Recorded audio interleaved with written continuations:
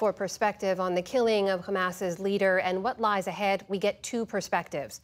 Retired Major General Yaakov Ayish retired in 2016 after a 36-year career in the Israel Defense Forces. He's now at the Jewish Institute for National Security of America, a nonprofit that advocates for closer U.S.-Israeli relations. And Hussein Ibish is a senior resident scholar at the Arab Gulf States Institute in Washington, which advocates for closer relations between the U.S. and countries in the Persian Gulf. Gentlemen, welcome to you both. Hussein, I'll begin with you. And just start with the reaction to Yahya Sinwar's death among Palestinians. How is that news resonating on the ground, and does this mean the end of Hamas? It certainly doesn't mean the end of Hamas. It doesn't even mean the end of the insurrection that has been taking place in Gaza since the end of the Rafah campaign, which is, I believe, the war that Hamas actually wanted to fight. Palestinians having a mixed reaction here. There's a lot of anger against Israel. I think there's a lot of sympathy for Hamas in the West Bank, where people are more removed from the consequences of the October 7 blowback and Israel's savage war vengeance in Gaza, which has taken at least 42,000, probably many, many more lives, and displaced virtually everyone in Gaza, produced endemic hunger and all kinds of suffering. In Gaza, interestingly, there's a significant group of people who appear to be delighted with his passing, because they blame him rightly for having volunteered the entire population for martyrdom. General Ayish, let me bring you in here, because we heard earlier Prime Minister Netanyahu said that Sinwar's death is the beginning of the end, but he also said that Israel will not stop this war in Gaza. What's your reaction to that? Should he take this moment to end military operations there? I think we should look at the broad picture. The strategic goal of Israel after the attack that have happened by Hamas on October 7th was very simple: to bring back the hostages and to restore security, to allow the residents of the South back to their villages. And in order to do that, one of the major important terms was to eliminate the threat of Hamas. And for that, you have to eliminate the 24 battalions of Hamas. For that, you have to eliminate Hamas infrastructure. For that, you have to eliminate Hamas military leadership. We have no interest in Gaza otherwise whatsoever. Hussein, let me ask you about Hamas moving forward from here. What does Sinwar's death mean? Who steps up for him? Could it be a more moderate voice? Possible. And also, does this change Iran's support? No, I don't think it'll do anything to Iran's relationship with Hamas, which is a marriage of convenience. Hamas doesn't fit well in the Iranian alliance. Now, as for who's next, there is a slight chance that the hotel guys, as he used to call the former political leaders, mainly in Qatar and Turkey, could try to get control back. But it's more likely that leadership will fall to either an armed person in Gaza, or perhaps even a diverse set of armed leaders. The insurgency that's developed after the Rafah campaign was basically completed, and the formal organized battalions of Hamas were crushed, doesn't require extensive command and control. It doesn't require a single charismatic leader. General Ayish, what about the hostages you mentioned as one of the main goals of this war, right? I mean, previously they were supposed to be brought home as the result of some kind of ceasefire. Negotiations never materialized to get that across the finish line. How do you see the hostages coming home at this point? Well, we can look at the last 12 months with Sinwar as a leader, definitely.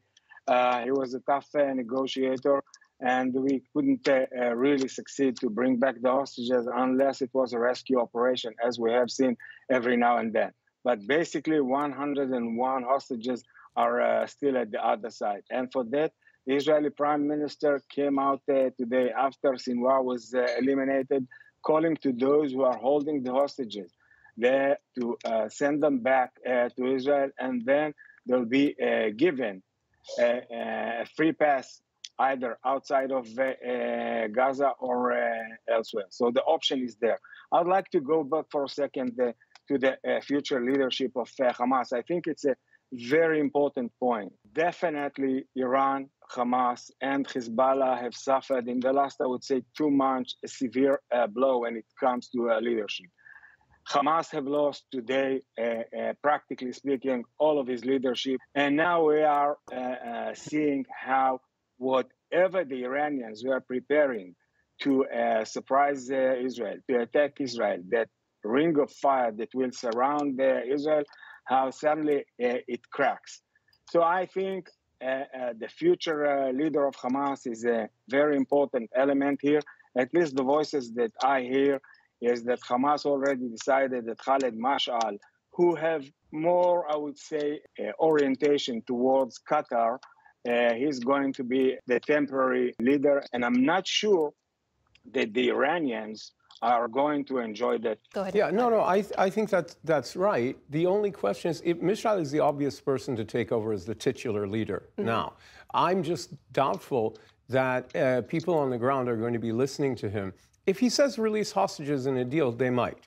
But if he tries to get them to give up on the insurgency that's taking place, I think that's a bigger ask. The gunmen on the ground control Hamas, and I'm not sure power, real power on the ground, goes back to what Sinwar called the hotel guys in Qatar, even if they become, again, the titular leaders. I'd love to get both of your takes on this bigger picture issue if we pull back just a bit, because there's also been the point that's come up that some have said this is the moment for the U.S. to lean in, for the U.S. to apply pressure on the Netanyahu government to try to get back to some kind of talks, which everyone agrees is the only chance for long-term peace in the region.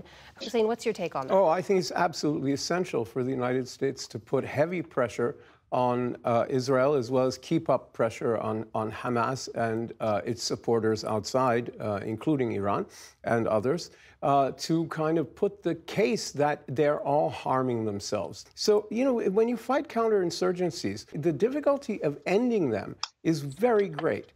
And I think the Israelis are sort of stuck. Hamas, too, has brought terrible damage, not just to the people of Gaza, but to their own political standing. People are, especially in Gaza, they're angry with Hamas, and for good reason. General Aish, I'll give you the final word here. I must admit that I'm surprised here.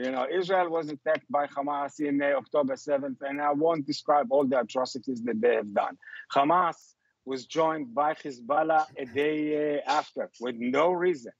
And then the Iranians decided to join to that attack together with the Shia militia from Iraq and the Houthis from Yemen. And Israel should now show restraint.